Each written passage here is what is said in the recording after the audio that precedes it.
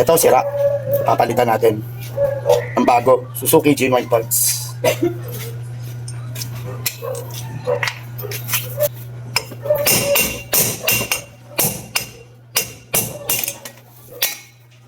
Yung luma. Ito yung bago.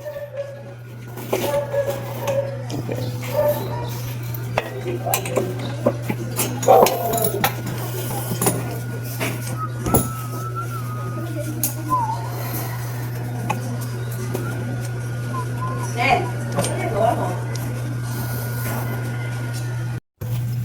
Video.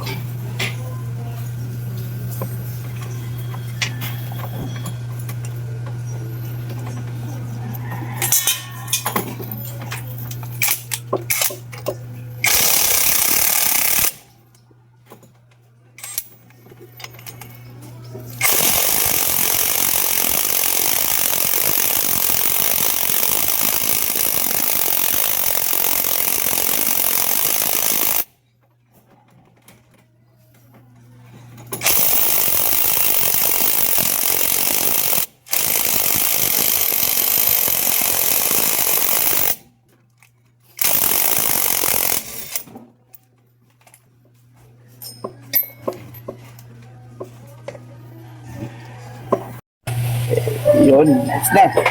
So ngayon, lahat to papalitan natin ng karamihan dito, papalitan natin ng bagong lug nuts. So gumamit kasi ng tamang torque o torque wrench para hindi na-over torque yung mga lug nut. Diyan kasi nasisira yan.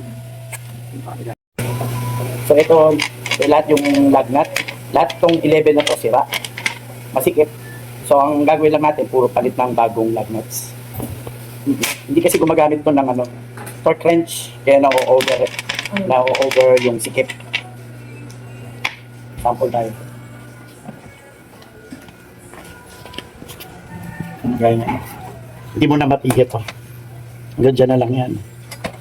Ito yung mga pwede.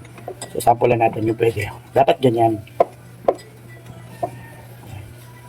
So pag nilagyan natin bago, lahat yan goods. Ito goods pa lahat ang stud bolt. Lug nuts lang ang sira. So that's all. Thank you.